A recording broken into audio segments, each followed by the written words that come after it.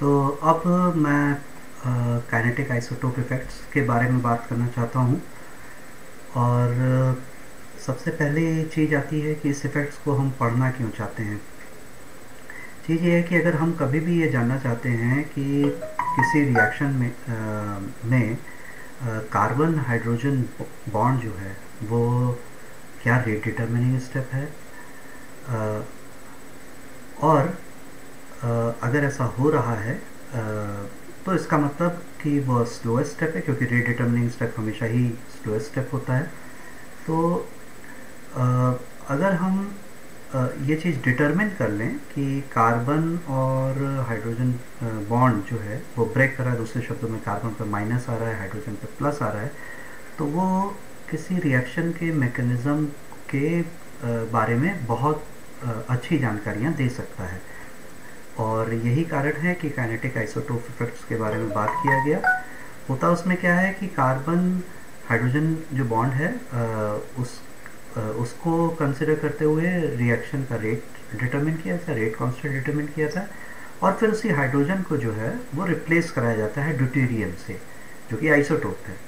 और अब की बार जो रेट कांस्टेंट आता है तो उसका जो पुराना वाला जो था, जो हाइड्रोजन के साथ था, मतलब KH/KD, उसको अगर वो 7 के आसपास आ रहा होता है तो वो हमें ये बता रहा होता है कि ये स्लो स्टेप है, ये रेट डिटर्मिनिंग स्टेप है, और ये काफ़ी जानकारियाँ दे सकता है। अब सवाल एक चीज़ यहाँ पर उठती है कि रेट डिटर्मिनिंग स्टेप के बारे में हम क्यों बात करना चाह रहे हैं। ऐसा है कि कोई हम एक रिएक्शन अगर हम कर रहे हैं तो हम उसमें क्या बातें करते हैं कि जैसे वह अलग अलग रास्तों से होते हुए, मतलब रिएक्टेंट से प्रोडक्ट तक वो जा रहा है, उसमें ट्रांजिशन स्टेट आएंगे, इंटरमीडिएट हुए, फिर ट्रांजिशन स्टेट, इंटरमीडिएट, और ये कई पड़ाव हो सकते हैं। हो सकता है एक ही में हो जाए, SN2 वाला मैकेनिज्म हो रहा हो।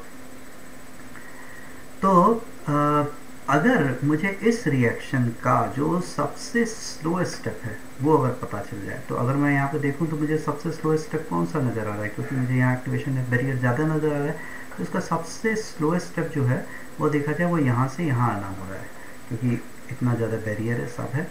अब इसके बाद ये बाकी चीज़ों के बारे में पता करना कोई उतना फ़ायदेमंद नहीं है। क्यों? क्योंकि those are fast reactions. On the other hand ये जो पर्टिकुलर चीज़ है ये स्लो स्टेप है।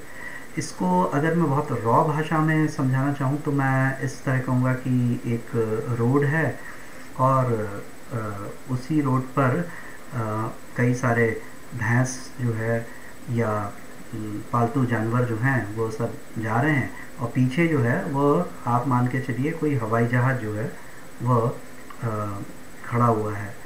और अब या कोई बहुत अच्छी कार भी आप मान लीजिए कि उसी तरह से मान के चलिए कि कोई बहुत अच्छी कार भी जो है वो वहाँ पर उसी सड़क पे चलना चाह रही है।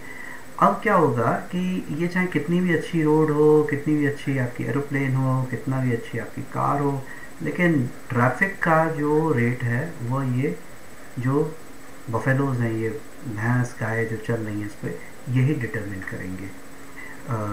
तो इसीलिए हम किसी रिएक्शन में भी जब हम ये पता करना चाहते हैं इसके मैकेनिज़्म क्या हो रहा होगा, इसमें क्या ख़ास चीज़ें हो रही होंगी, तो बेस्ट रहेगा कि हम सबसे स्लोएस्ट स्टेप को पता कर लें, और स्लोएस्ट स्टेप को ही हम इसीलिए रेट डिटर्मिनिंग स्टेप कहेंगे। तो ये सब जानकारियाँ को देखते हुए अब देखते हैं कि हम क्या बात कहते हैं इसमें, कि क्या है ये kinetic isotope effect. Changes in the rate observed when a hydrogen atom is replaced by a deuterium atom in the same reaction। जैसे कि एक एग्जांपल के तौर पर हम ये दे रहे हैं, तो इस रिएक्शन में क्या हो रहा है, एलिमिनेशन हो रहा है। क्यों? Br निकल रहा है, और यहाँ पर CH2 है, तो ये डबल बॉन्ड बना रहा होगा, ये निकल रहा होगा। तो अब इस एलिमिनेशन के होने के कई तरीके हो सकते हैं। क्या हो सकता है कि ये Br जो है सबसे पहले स्टेप में मान लीजिए Br माइनस निकल जा रहा हो, तो यहाँ पर क्या आ जा रहा होगा कि ये यहाँ पर प्लस चार्ज आ जा रहा होगा, तो ये कार्बोकैटायन बन रहा होगा। और क्या क्या पॉसिबिलिटीज़ हो सकती हैं, वो हो रहा हो कि भाई ये H जो है ये भी इसी तरह से निकल रहा, और ये उसी समय कॉन्सिक्यूटिवली वही चीज़ हो रही हो, तो ये हमें जो है याद E2 मैकेनिज़्म का दिलाता है। और भी इवन सी बी की भी बातें आती हैं, elimination of the order 1 conjugate base के। मैं उस पर अभी डिटेल में नहीं जा रहा हूँ, लेकिन बस इतना कहूँगा कि मैं ये जानना चाहता हूँ कि क्या ये जो हाइड्रोजन है, ये क्योंकि मैं देख रहा हूँ इसका एलिमिनेशन हो ही रहा है, ये निकल ही रहा है और ये हो रहा है, क्या ये सबसे स्लो स्टेप है कि नहीं? क्या ये रेट को डिटरमिन कर सकने में ये जो हाइड्रोजन्स हैं वो समर्थ हैं कि नहीं? तो मैं क्या करूँगा, इसका रेट निकाला, इसका मैं एलिमिनेशन करा रहा हूँ, इसका KH निकाल लिया हमने, और अगली बार हमने क्या किया, इसको रिप्लेस करा दिया, इस H को जो है रिप्लेस करा दिया इस T से। और अब रेट निकालते हैं, और अगर उसकी वैल्यू KH/KD की वैल्यू अगर 7 आ रही हो तो हम पक्का कह सकते हैं कि ये जो CH जो है वो रेट डिटरमिनिंग स्टेप में इन्वॉल्व है। तो हम करते क्या, changes in the rate observe when hydrogen atom is replaced by deuterium atom in the same reaction. और हम इसको और डिफाइन करना चाहते हैं, तो where KH for any reaction kinetic isotope is defined as where KH is rate with substrate containing hydrogen इतना and KD is with substrate containing deuterium इतना। तो changing H for D can affect the rate of reaction only if that H और D is involved in the rate determining step। तो वही बातें आ रही हैं, कोई ऐसा कुछ और नई बात नहीं है, जो मैं अभी तक आपसे कह रहा हूँ वही बात है। जब KH/KD की जो वैल्यू है वो 7 के आसपास आने लगेगी तो हम इसको प्राइमरी काइनेटिक आइसोटोप इफेक्ट कहेंगे। काइनेटिक आइसोटोप इफेक्ट भी दो तरह के होंगे, एक प्राइमरी होगा और एक सेकेंडरी होगा। सेकेंडरी के बारे में अभी बात करूंगा, फिलहाल हम प्राइमरी काइनेटिक की बात कर रहे हैं। और अगर ये मतलब रूम टेम्परेचर पे इसकी वैल्यू KH/KD की अगर इतना आ रहा है, 7 के आसपास आ रहा है, तो हम कहेंगे रेट डिटरमिनिंग स्टेप में इन्वॉल्व हो रहा है। दूसरे शब्दों में प्राइमरी काइनेटिक आइसोटोप इफेक्ट को मैनिफेस्ट कर रहा है, दिखा रहा है। और KH/KD के बारे में अगर हम और बात करना चाहते हैं, क्या वो चीज़ को कर रहा है, तो ऐसा है कि जो कोई भी अगर हम रेट की बात करते हैं तो रेट को हम रेट कांस्टेंट और फिर उसके कंसंट्रेशन के संदर्भ में बात करने लगते हैं, और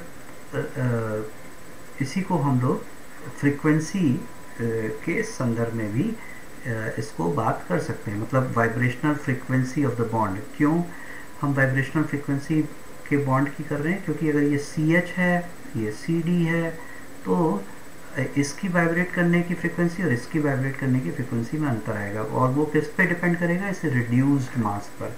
तो रिड्यूस्ड मास जो है CD का वो ज़्यादा होता है CH के मुकाबले। क्यों? क्योंकि अगर हम CH के संदर्भ में बात करें तो यहाँ पर क्या हो जाएगा, कार्बन का जो है वो 12 है और इसका जो है हाइड्रोजन का 1 हो गया। लेकिन अगर मैं वही CD के संदर्भ में बात करना चालू करूँ तो ये 12 गुना 2 हो जाएगा। इसका मतलब इसकी फ्रीक्वेंसी इसके संदर्भ में डाउन हो जाएगी, मतलब फ्रीक्वेंसी इसकी कम होगी। तो और इसीलिए उसके रेट की जो वैल्यू है वो कम हो जाएगी। तो इसीलिए हम क्या कहते हैं, रेट, मतलब दूसरे शब्दों में हम उसी को मैनिफेस्ट कर रहे हैं K से।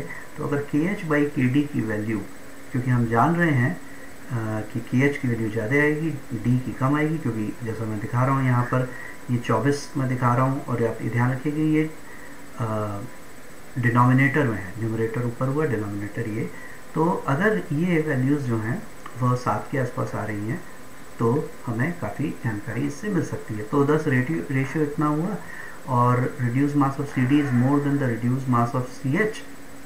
Hence, KH/KD is always greater than 1 at the rate determining step. और very small value indicates no primary kinetic response. क्या ये टेम्परेचर पर डिपेंड करता है?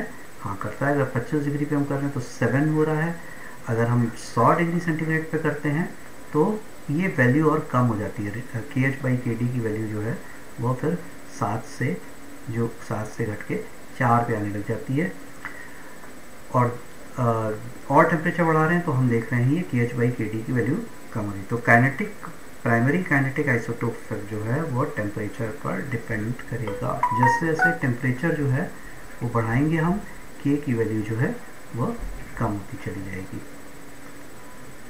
और एग्जांपल्स लें जहां हमें ये दिखता हो कि ये हमारे लिए काफ़ी मददगार या काफ़ी इंफॉर्मेटिव चीज़ हो सकती है।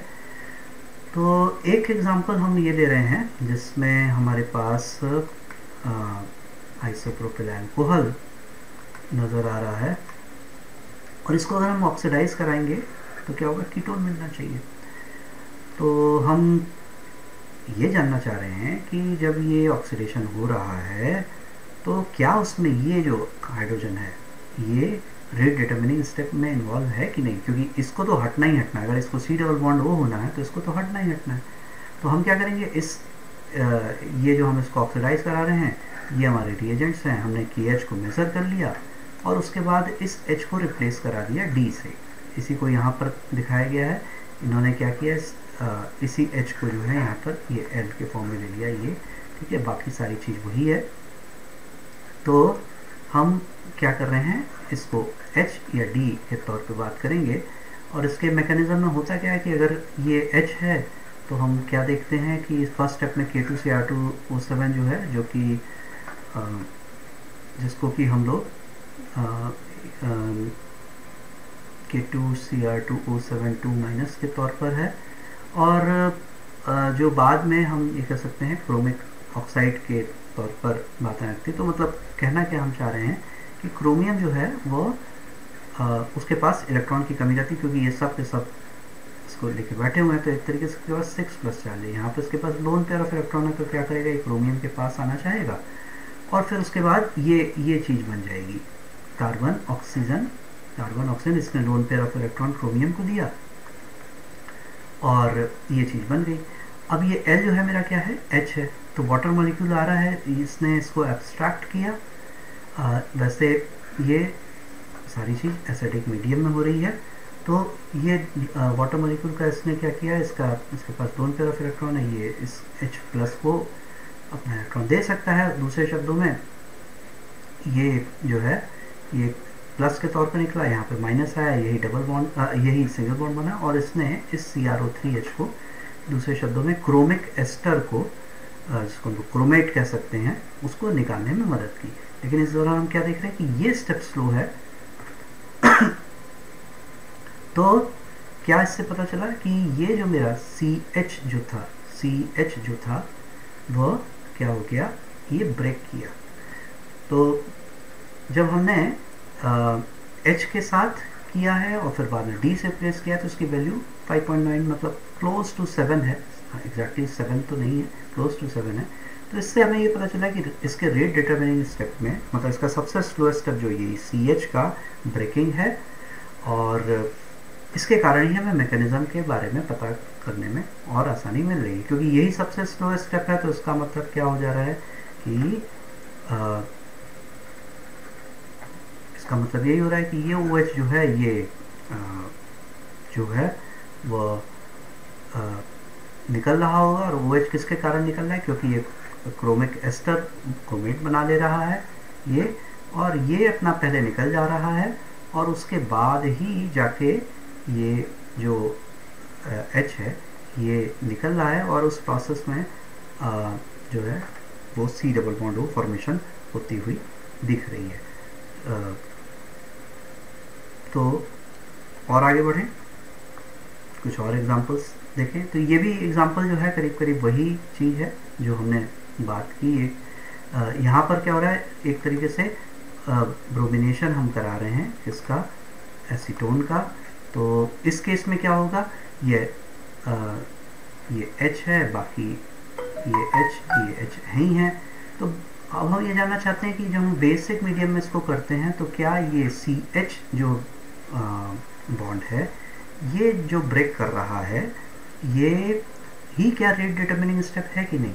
तो हमने इस H को किससे रिप्लेस करा दिया, हम क्या देख रहे हैं, इस H को रिप्लेस कराया D से, KH/KD निकाला, तो ये वैल्यू 7 आ रही है। इसका मतलब फिर से वही बात कि ये सबसे स्लोएस्ट स्टेप है, रेट डिटर्मिनिंग स्टेप है, और इसलिए ये कार्बेनाइन फॉर्मेशन होना ही होना है, स्टेबल होना है, मतलब का एक इंटरमीडिएट फॉर्मेशन होना है, जो फिर और आगे की चीज़ों को करा सकने में समर्थ होगा। यही हम यहाँ पे दिखा रहे हैं कि Br2 के साथ रिएक्शन करने का ये चीज़ आ रही है। हम एक चीज़ और देख रहे हैं क्या, कि अगर एलिमिनेशन हो रहा है किसी रिएक्शन में सब्स्टिट्यूशन हो रहा है, तो हम ये पता कर सकते हैं कि अगर हम ये जान पाते हैं कि प्राइमरी काइनेटिक आइसोटोप इफेक्ट एक केस में हो रहा है, दूसरे में नहीं हो रहा है, तो हम ये उसके रिएक्शन मैकेनिज्म को काफ़ी हद तक पता कर सकने में समर्थ हो जाते हैं। जैसे कि इस केस में है, इसमें क्या हो रहा है, एक इथॉक्साइड जो है वह क्या कर रहा है, एक अगर ये जैसे SN2 मैकेनिज्म की हम बात कर रहे हैं, तो यहाँ पर हमने SN2 और SN1 मैकेनिज्म की बात की है, तो ये और अगर एलिमिनेशन हो रहा होगा तो क्या हो रहा होगा, एलिमिनेशन हो रहा है तो ये इस एक H+ को खींचेगा और ये यहाँ पर डबल बॉन्ड हुआ, ये निकल जाएगा, तो उसका कुछ KH वैल्यू आ रहा होगा। तो उसके केस में हम क्या देख रहे हैं, 7 के आसपास आ रहा है एलिमिनेशन इसके एलिमिनेशन के केस में।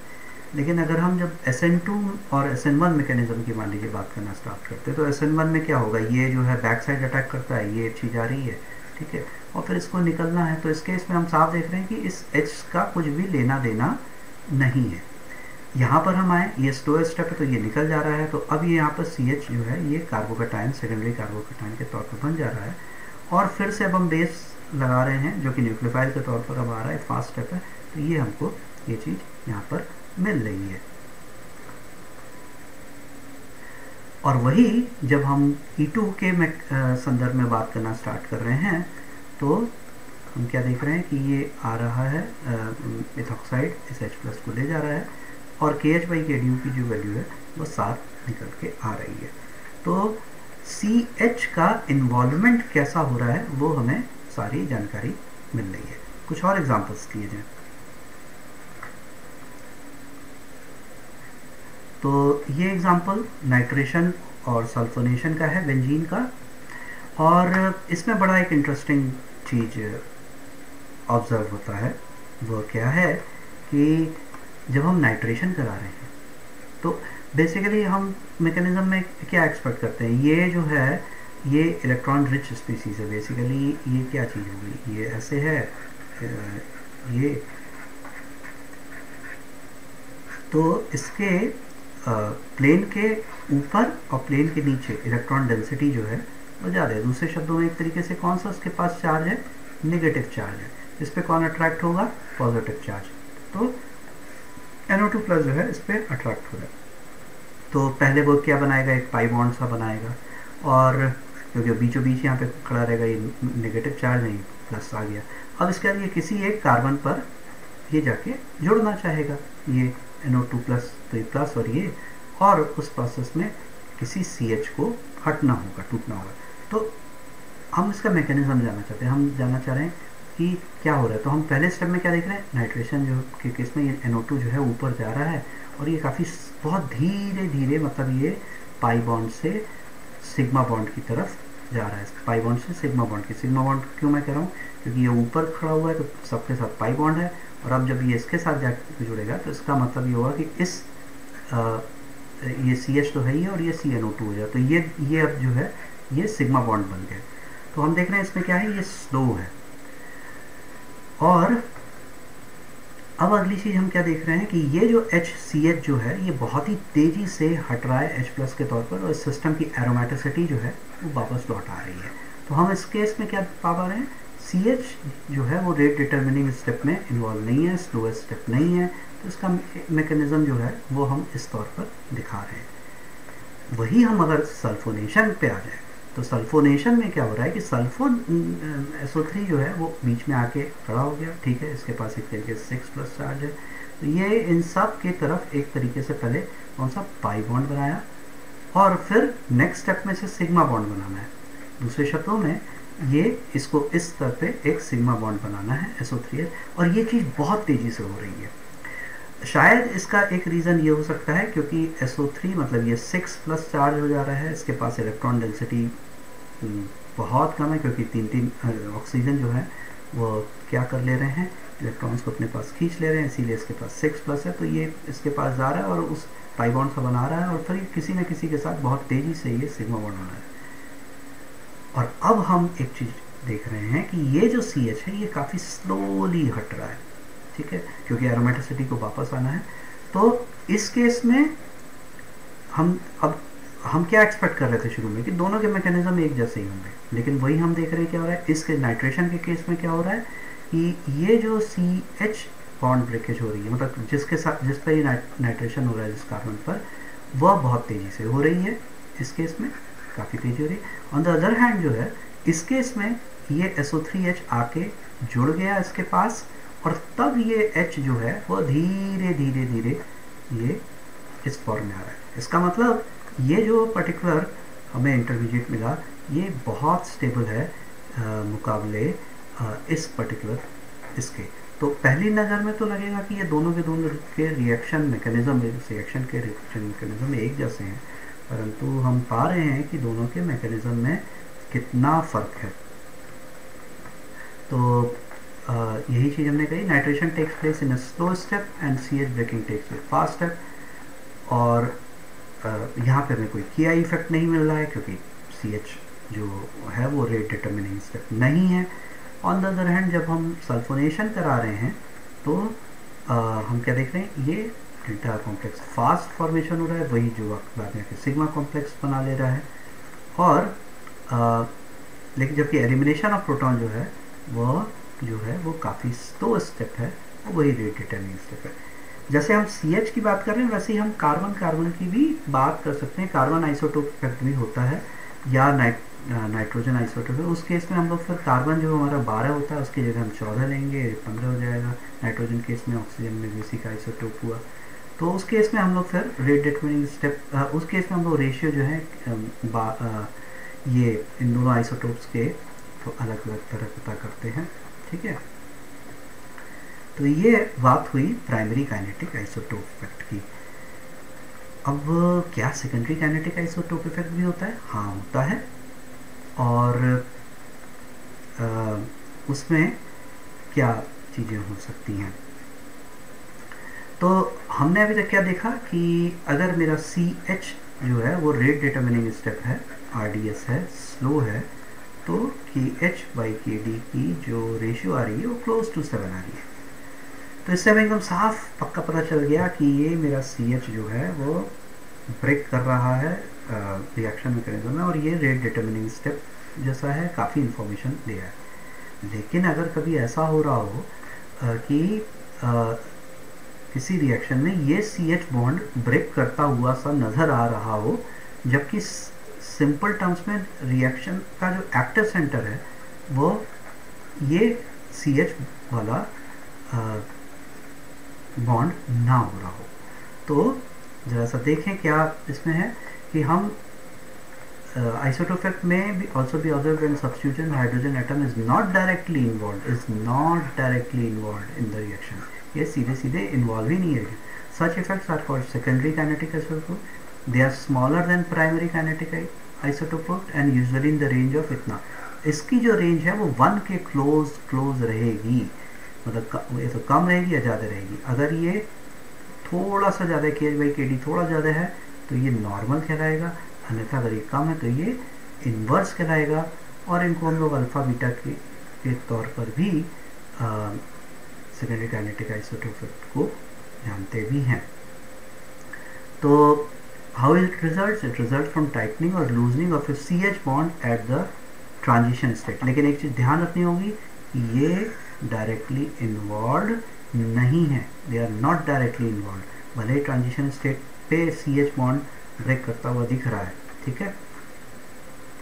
तो स्ट्रेंथ ऑफ द बॉन्ड में change because of hybridisation change और change in the extent of hyperconjugation. तो ये हाइपर कंजुगेशन के कारण हो सकता है। देखें क्या इसके एग्जांपल्स हो सकते हैं। तो क्या हम बात देख रहे हैं यहाँ पर, वो ये देख रहे हैं कि ये इफेक्ट बीटा पोजीशन वाला है, ये सेकेंडरी काइनेटिक इफेक्ट जो है वह कुछ जैसे इस एग्जांपल को लें हम। इसमें क्या हो रहा है, इसमें हम जानते हैं कि ये जो है Cl- निकलना चाहेगा, यहाँ पे कार्बोकैटायन आएगा और ये बहुत स्टेबल कार्बोकैटायन होगा क्योंकि इधर ये बेंजीन रिंग है, इधर CH3 है। अब की बार क्या किया गया कि इस CH3 की जगह CD3 ले लिया गया, ठीक है। रिएक्शन का एक्टिव सेंटर क्या है, ये वाला ही है क्योंकि ये निकल रहा है, कार्बोकेटायन फॉर्मेशन हो रहा है। सेम चीज़ हम यहाँ पर एक्सपेक्ट करेंगे, लेकिन क्या हम देख रहे हैं, इसका KH/KD 1 नहीं आ रहा है। मतलब हम तो यही एक्सपेक्ट कर रहे थे कि इस CH का फिलहाल कुछ लेना देना नहीं हो रहा होगा। तो solvolysis of 1 chloro 1 phenyl ethane, तो 1 क्लोरो 1 फिनिल 1 क्लोरो और 1 फिनिल इथेन, मतलब हम इथेन इसको कह रहे हैं, तो 1 क्लोरो 1 फिनिल इथेन की हम बात कर रहे हैं। और किस में हम करा रहे हैं, एक्वस इथेनॉल में। तो क्या हो रहा है कि ये जो है मतलब KH/KD की वैल्यू जो है वो क्लोज टू 1 आ रही है, एग्जैक्टली 1 नहीं आ रही है। तो वो क्या रहा है, CCl bond breaks to form the carbocation which is stabilized by hyperconjugation of H और D। तो ये निकल रहा है, ठीक है, ये फॉर्मेशन हो जा रही है, और उसके बाद भी हमें KH/KD जैसी चीज़ मिली। तो इसका मतलब ये जो H है ये कुछ हाइपर कंजुगेशन इफेक्ट जैसा चीज़ दिखा रहा है। क्योंकि एक चीज़ देखने की, जैसे पीछे के केस में क्या हो रहा था, ये निकल जा रहा था, यहाँ पे डबल बॉन्ड आ जा रहा था, जबकि यहाँ पर वह सीधे सीधे वह चीज़ नहीं होती हुई दिखेगी, क्योंकि हो सकता है पीएच का जो अंदर का जो एरोमेटिक फैक्टर है वो कुछ इन्वॉल्व हो भी सकता है। Range of alpha deuterium effect for SN2, अगर हम SN2 रिएक्शन की बात करें तो ये 0.87 से, जैसा कि हम लोग देख रहे हैं, क्लोज टू 1 होता है। तो इस 0.87 to 1.08 which is significantly lower than that for the SN1 reaction. जो SN1 रिएक्शन हो रहा होता है उसके मुकाबले ये काफ़ी कम रहेगा। और एग्जाम्पल देखे हैं, secondary deuterium isotope effect is observe due to conversion of sp2 hybrid carbon to sp3। यहाँ पर पीछे जो है हम लोगों ने जो बात कही थी वो ये कही थी कि ये जो है हाइब्रिडाइजेशन चेंज और ये हाइब्रिडाइजेशन चेंज और हाइपर कंजुगेशन, तो उसी बात को हम आगे और कह रहे हैं। तो अब की बार हम एक कोप रीअरेंजमेंट को लेकर इस एग्जाम्पल को समझना चाहेंगे। तो कोप रीअरेंजमेंट में क्या होता है, ये मेरे पास ये सिस्टम जो है विनाइल, इसको मैं कह सकता हूँ, और इतने पोर्शन को मैं एलिल कह सकता हूँ। तो एलिल विनिल ईथर, ये ईथर हो जाएगा। तो एलिल विनिल ईथर जो है वो क्या हो जाता है, हम देखते हैं कि हम उसे हीट कर रहे होते हैं तो वो ये चीज़ कुछ बन के आती है। मतलब पहले तो ईथर था और अब की बार ये कुछ एल्डिहाइड जैसी कुछ चीज़ हो जा रही है। बेसिकली इसमें होता क्या है, ये जो सिग्मा बॉन्ड है ये माइग्रेट करके यहाँ आ जाता है। इसी को हम लोग ऐसे दिखा देते हैं 1 2 3, और इसी को दिखाएंगे 1 डैश 2 डैश 3 डैश, ठीक है। तो ये जो है माइग्रेट करके यहाँ पर आ गया, ठीक है। तो बेसिकली क्या हुआ, कन्वर्जन sp2 का sp3 में हो गया। मतलब ये sp3 था, इससे ये sp3 था और ये sp2 था, तो ये अब sp3 में कन्वर्ट हो गया, ठीक है। इसका KH/KD हम देख रहे हैं वो 1 के आसपास आ रहा है, एग्जैक्टली 1 नहीं आ रहा है, ठीक है। तो अब जैसा हम देखें तो क्या हो रहा है, ये सिग्मा बॉन्ड माइग्रेट करके इस जगह पर आ गया। तो इसका इस H का कुछ उतना इन्वॉल्वमेंट नहीं होना चाहिए। हाँ, हम कर क्या रहे हैं, इसी CH को रिप्लेस कर देते हैं CD से, और हमें ये वैल्यू मिलनी चालू हो जा रही है। Secondary deuterium effect is also observed in nucleophilic addition reactions of carbonyl compound. अब जैसे हम इस Cn- जो है इसको हम जानते हैं कि ये कुछ इस तरह हो रहा होगा, ठीक है। तो हम इस H का कुछ उतना सीधे सीधे लेना देना नहीं है, लेकिन हमने इसको क्या किया, इसको इस H को रिप्लेस करके D किया और KH/KD की वैल्यू हम निकालना चालू कर रहे हैं, और ये देख रहे हैं 0.833 आ रही है।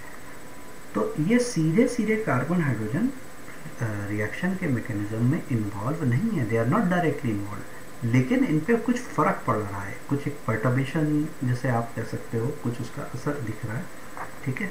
तो when sp2 gets converted into sp3 तो KH/KD वैल्यू जो है वो लेसर देन 1 है या किसी केस में ग्रेटर देन 1 है।